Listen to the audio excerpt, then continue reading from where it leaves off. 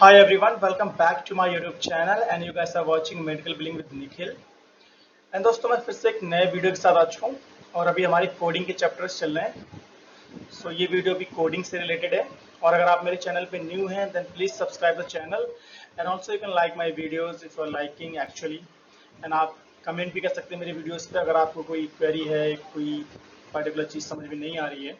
और मैंने अपनी मेल आई डी दे रखी है, तो अगर आपको कोई अलग से कुछ पूछना है तो आप मुझे मेल कर सकते हैं। मैं डेफिनेटली ट्राई करूंगा आपको रिप्लाई करने का। और आप मेरे साथ लिंक्डइन, इंस्टाग्राम पे भी कनेक्ट हो सकते हैं।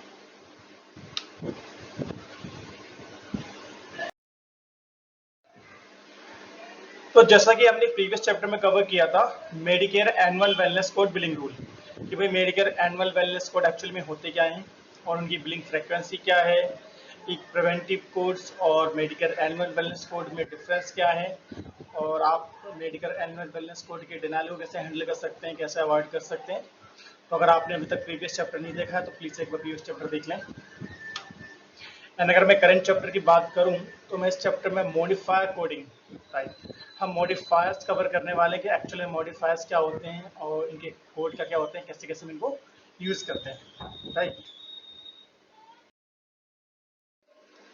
तो अभी इस मॉडिफायर कोडिंग चैप्टर में हम कवर करेंगे what is the modifier and when it is required and types of modifier and what are the commonly used modifiers and their use and where we will modify in CMS 1500 form, right?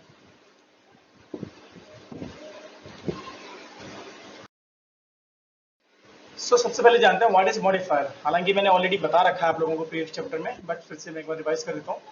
So a modifier is two characters, letters or numbers appended to a CPT or HIPC level second code. The modifier provides additional information about the medical procedure, service or supply involved without changing the meaning of the code. Medical coders use modifiers to tell the story of a particular encounter, right? So हमें अभी तक पता पड़ा CPT code क्या है, हिप्पिक codes क्या है, but अभी हम मॉडिफायर की बात करते हैं कि भाई मॉडिफायर क्या है। सो मॉडिफायर एक टू कैरेक्टर्स होते हैं, मींस ये लेटर्स और नंबर्स मिक्स हो सकते हैं, नंबर्स भी होते हैं और लेटर्स भी हो सकते हैं, right? तो ये जो सीपीटी मॉडिफायर है ये सीपीटी के साथ में अपेंड होता है, जो कि एक्चुअल में सीपीटी को डिस्क्राइब करता है, मीन उसका मीनिंग नहीं बदलता, बट एक्चुअल में अभी आपको मैं जो एग्जांपल दूंगा तब आपको एक्चुअल में समझ आएगा कि मॉडिफायर एक्चुअल में होता क्या है। जब ये सीपीटी के साथ ऐड हो जाता है तो सीपीटी की जो डिटेल्स है उसको एनहेंस कर देता है और उसको अच्छे से डिस्क्राइब करता है कि एक्चुअल में वो सर्विस कैसे परफॉर्म हुई है, ठीक है। ओके, कब कब मॉडिफायर हम अपेंड कर सकते हैं अपने क्लेम्स पे, ये आपको इससे समझ में आएगा। So below are the examples when a modifier may be required. तो first, the service or procedure has both professional and technical components. That means कोई एक सर्विस सीपीटी कोड है, फॉर एग्जांपल हम कोई एक रेडियोलॉजी कोड लेते हैं, for example patient ने एक्सरे करवाया तो उसका जो पर्टिकुलर सीपीटी कोड होगा तो उसमें टेक्निकल कंपोनेंट्स मींस कि भाई जिसने एक्चुअल में एक्सरे परफॉर्म किया है वो भी उस सर्विस को बिल करेगा। एंड अगर वही एक्सरे लेके किसी दूसरे डॉक्टर के पास पेशेंट जाता है उससे रिव्यू के लिए तो वो उसको एक्सरे को रिव्यू करेगा। दैट मीन्स जो उस एक्सरे को रिव्यू कर रहा है वो डॉक्टर भी उसकी फीस बिल करेगा, उस क्लेम को बिल करेगा, तो दोनों को क्लेम अलग अलग जाएगा। तो दोनों अपना एक पर्टिकुलर मॉडिफायर, क्योंकि इंश्योरेंस के पास तो सेम डे पे दो क्लेम पहुंच जाएंगे सेम सर्विस के लिए, इसलिए अगर हम दोनों अलग अलग एक मॉडिफायर लगाएंगे तो उससे पता पड़ जाएगा कि ये टेक्निकल कंपोनेंट है और ये प्रोफेशनल। भी मांगे अच्छे से मॉडिफायर के साथ समझेंगे एक्चुअल में इनके पर्टिकुलर मॉडिफायर होते क्या है। And second scenario है more than one provider perform the service or procedure. For example, एक सेम सर्विस है, उसी सेम सर्विस को एक प्रोवाइडर तो परफॉर्म करते हैं, साथ साथ में दूसरे प्रोवाइडर ने भी वो सर्विस परफॉर्म कर रखी है, तो उसके लिए भी हमें मॉडिफायर अपेंड करने होते हैं ताकि वो ये बताता है कि सेम सर्विस को दो लोगों ने सेम डे पे परफॉर्म किया है। And third one, a service or procedure was increased or reduced in comparison to what the code typically requires. That means ये हमारा सर्जरी कोड्स में मोस्टली मॉडिफाई यूज होते हैं। That means कि एक सर्जरी कोड का पर्टिकुलर सर्विस का एक टाइम होता है, बट समटाइम्स क्या होता है कि यूजुअल टाइम से ज़्यादा टाइम लगता है, समटाइम्स सर्जरी बहुत जल्दी खत्म हो जाती है, पेशेंट मना कर देता है या फिर किसी कारणवश हम उसको परफॉर्म नहीं कर पाते, तो वो हमें मॉडिफायर एक्चुअल में ऑनेस्टली के साथ क्लेम बिल कर रहे होते हैं। तो मॉडिफायर एक्चुअल में उसको बताता है कि भाई एक्चुअल में टाइम कम लगा या ज्यादा लगा। And the next one is the procedure was bilateral. That means bilateral means both side. तो एक पर्टिकुलर सीपीटी है तो सर्विस है जो कि right hand and left hand दोनों पे परफॉर्म हुई है, तो उसके लिए पर्टिकुलर मॉडिफायर है जो हम अपेंड करते हैं, ठीक है। And the next one, the service of procedure was provided to the patient more than once, कि भाई सेम सीपीटी को पेशेंट को एक से ज्यादा बार दिया गया, उसके लिए भी हमारे पास मॉडिफायर्स हैं। ये कुछ कंडीशंस हैं जहाँ पे हम सीपीटी के साथ में मॉडिफायर अपेंड करते हैं। अगर मैं सिंपली लैंग्वेज में आप समझो, so simply modifiers are added to CPT or HIPAA codes to provide additional information to the claim for the insurance payer and to clarify the procedure, that why, where and how the procedure was performed. Right? Means जब modifier append जाता है तो actually बता देता है कि procedure क्यों, कहाँ और कैसे परफॉर्म किया गया है। ओके, अभी तो हमने जाना कि मॉडिफायर है क्या और एक्चुअल में इससे कहाँ कैसे कैसे यूज करते हैं। बट अभी यहाँ पे हमारे पास टाइप्स ऑफ मॉडिफायर है। So the CPT modifiers are divided into 3 categories. हमने मॉडिफायर को 3 कैटेगरीज में डिवाइड कर रखा है। The first category of modifiers range from 22 to 99 and is called provider service and ambulatory services center modifiers. सो जो हमारी first category है उसके जो हमारी कोड रेंज है मॉडिफायर की code range that is 22 to 99, ठीक है। और ये यूजली मोस्टली हमारे यूज होते हैं जो नॉर्मल हमारे सर्विसेज होती हैं जो कि कैटेगरी 1 में आती हैं, जैसे फॉर एग्जांपल 24, 25, 59, 26, ठीक है। ये हमारे कोड है फर्स्ट कैटेगरी के। And the second category of CPT modifiers is also known as performance measure modifier or category second modifiers. For example, TC, XC, XP. So first category में हमारे numeric modifiers हैं and second category के alpha, ठीक है।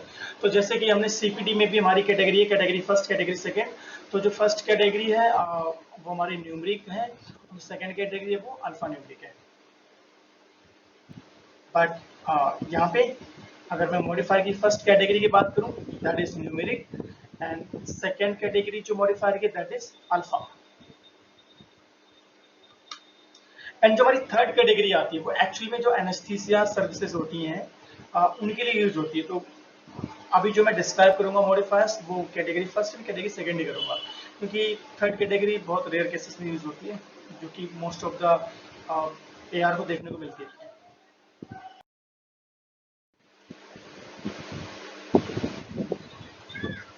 Okay, सो अभी हम कुछ commonly used modifier and their use के बारे में बात करेंगे।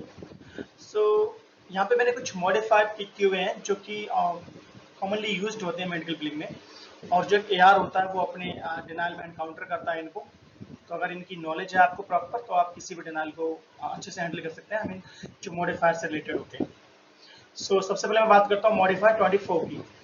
So this is unrelated to E&M services by the same physician during the post-operative period, and we need to append this modifier to an E&M service if it a provider performed it during the global surgery period, and the E&M must be unrelated to the patient surgery. मैं आपको समझाता हूँ थोड़ा हिंदी में कि actual में जो 24 modifier है वो कब यूज करते हैं। तो जब भी आपका कभी आपने देखा होगा आपका ग्लोबल पीरियड का डिनाइल आता है तो मोस्टली ग्लोबल पीरियड का डिनाइल क्या है वो हम ग्लोबल पीरियड के डिनाइल में कवर करेंगे।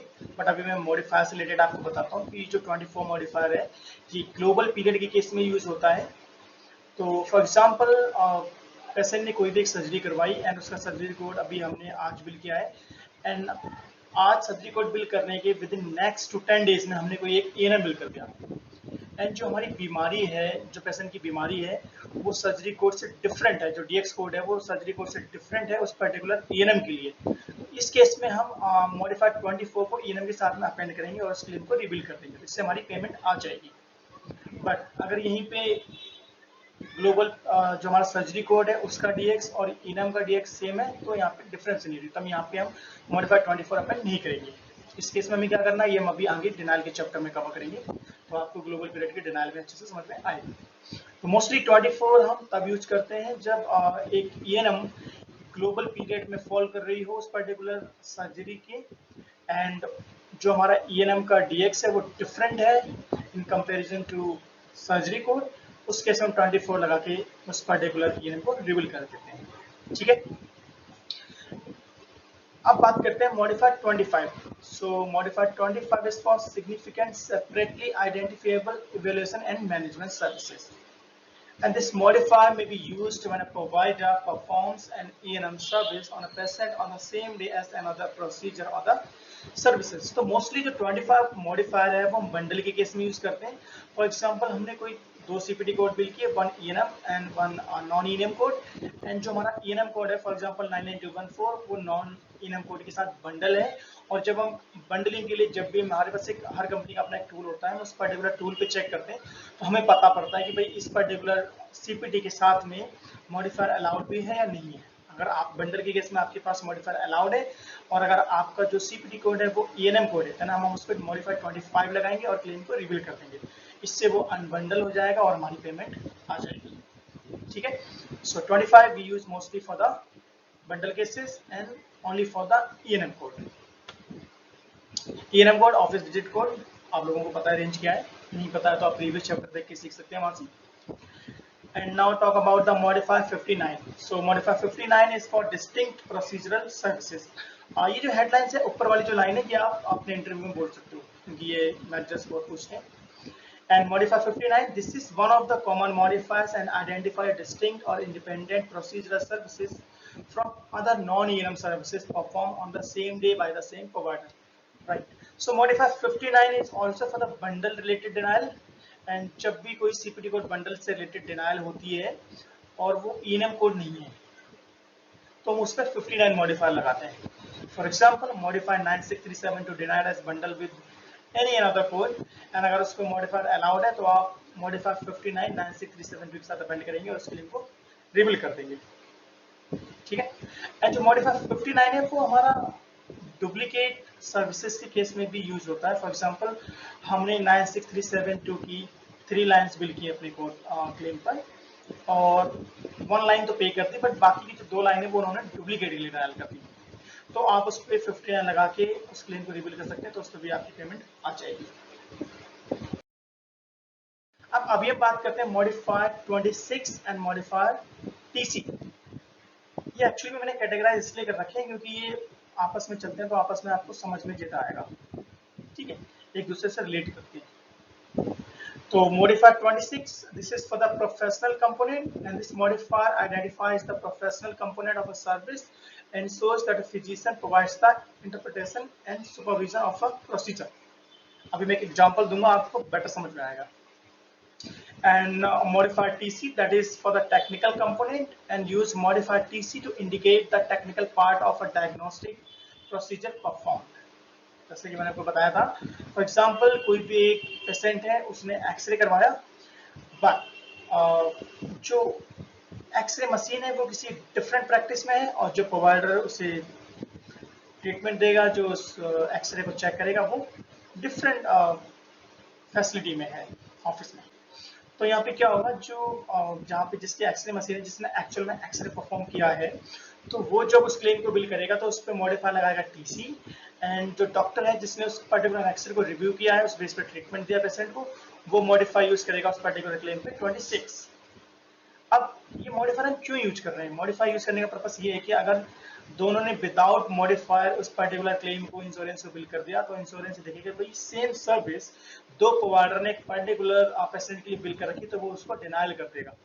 तो जिसका क्लेम पहले पहुंचेगा वो उसको पेमेंट कर देगा, सेकंड वन वो डिनाइल कर सकता है डुप्लीकेट के लिए।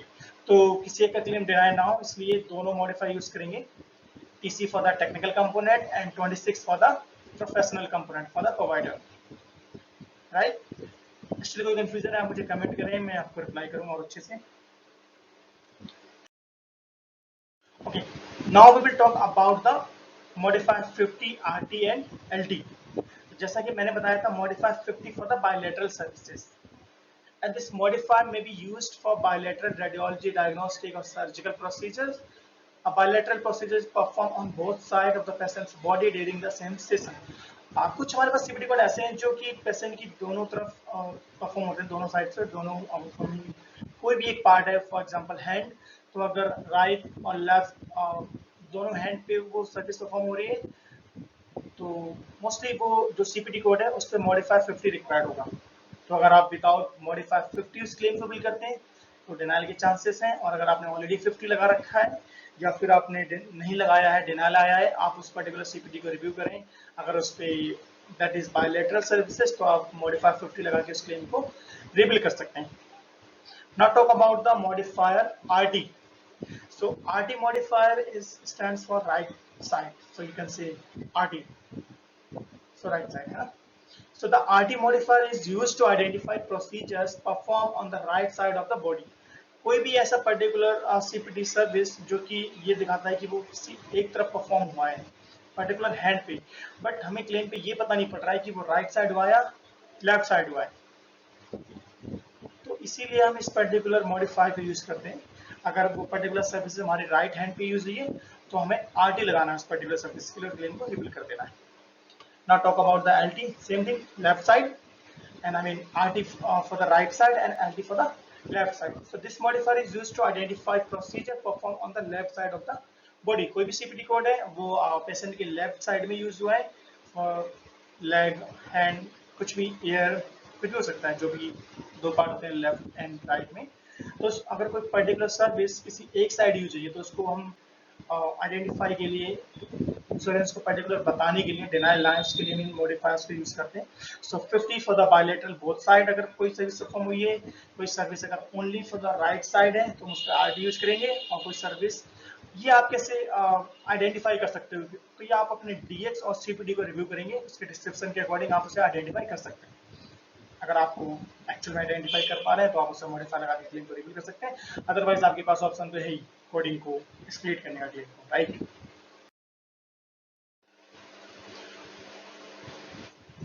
ओके, सो अभी हम बात करेंगे मॉडिफायर 76 एंड मॉडिफायर 77।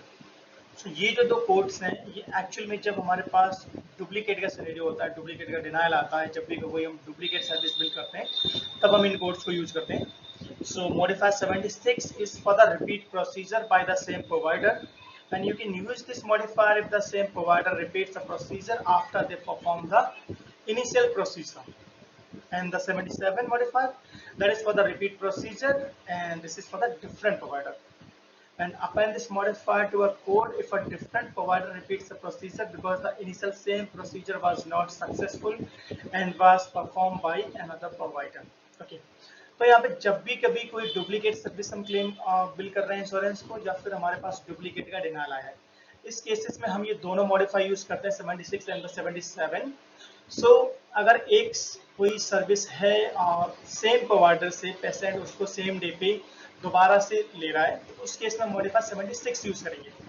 बट यहीं पे सेम सर्विस को जो पेशेंट है वो किसी दूसरे प्रोवाइडर से ऑलरेडी इनिशियल लेवल पे ले चुका है, बट उसे उससे आराम नहीं मिला या डॉक्टर उसको प्रॉपरली सर्विस नहीं दे पाया, तो उस केस में अगर पेशेंट सेम डे पे दूसरे डॉक्टर के पास उसी सेम सर्विस को लेने जाता है तो उस केस में हम मॉडिफायर 77 यूज करेंगे। 77 कौन यूज करेगा? हमेशा बाद वाला डॉक्टर या बाद वाली सर्विसेज पे, क्योंकि जो एक्चुअल में इनिशियल लेवल पे सर्विस परफॉर्म हुई वो तो हमारी ओरिजिनल सर्विस है, तो वो तो पे हो जानी विदाउट किसी मॉडिफायर की।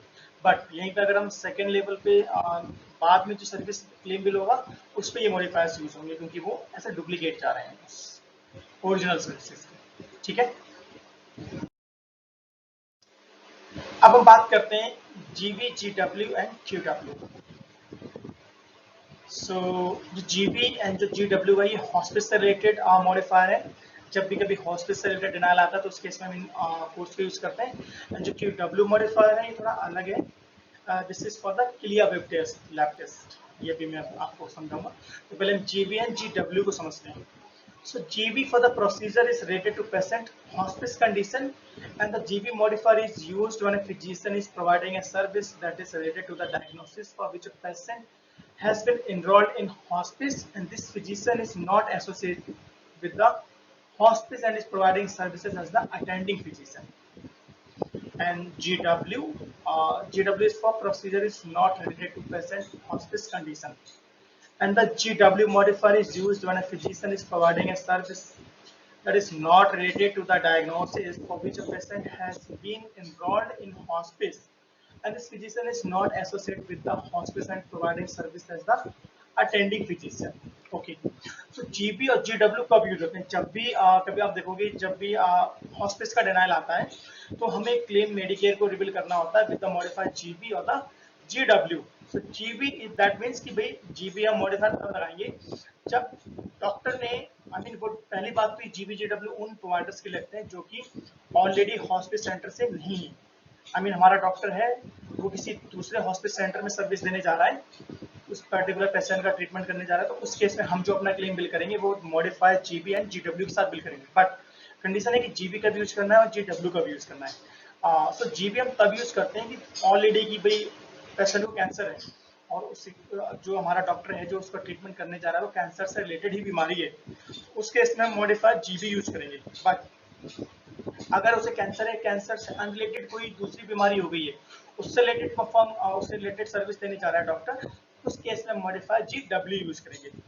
तो simply GB is for the अगर उससे कोई बीमारी है जो कि उससे ऑलरेडी उसकी जो हॉस्पिस की कंडीशन है उससे रिलेटेड है तो उसमें हम जीबी यूज करेंगे और अगर जो ऑलरेडी उसकी हॉस्पिस कंडीशन है उससे जो बीमारी है उससे अनरिलेटेड कोई बीमारी है तो उस केस में हम जीडब्ल्यू यूज करेंगे. एंड जीबी जीडब्ल्यू जो ऐसे अटेंडिंग फिजिशियन जाते हैं हॉस्पिस में वो यूज करते हैं. ठीक है. एंड अगर मैं मॉडिफाइड क्यूडब्ल्यू की बात करूं तो QW is for the CLIA waived test.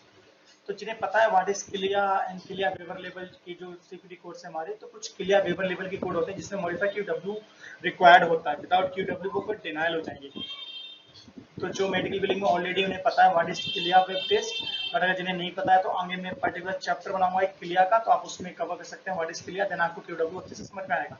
बाकी आप ये समझे कि QW is for the CLIA waiver test CPT जो भी हमारी क्लियर वेबर टेस्ट की सीपीटी कोड होती है उसमें हम क्यूडब्ल्यू लगा के को रिवील करते हैं.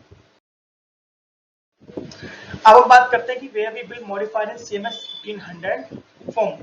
So on the CMS 1500 claim form, the appropriate field is 24D as shown below. So you can see the ये मैंने स्लिप लगाया है CMS 1500 फॉर्म का. सो अब बॉक्स नंबर 24 में सारी डिटेल्स आती है सर्विस से रिलेटेड कि भाई डेट ऑफ सर्विस क्या है, प्लेस ऑफ सर्विस क्या है और सीपीटी कोड क्या है, मॉडिफायर क्या है, डीएक्स क्या है, चार्जेस कितनी यूनिट हमने बिल की है ये सब. ठीक है. तो मॉडिफायर जो पर्टिकुलर बिल होता है वो यहाँ पे बिल होता है. You can see here. ठीक है. And 24D is the particular column to fill the modifiers. तो अगर आपसे इंटरव्यू में कोई पूछता है कि भाई और हम मॉडिफायर से 17 फॉर्म के किस उसमें बॉक्स में बिल करते हैं, दैट इज 24D.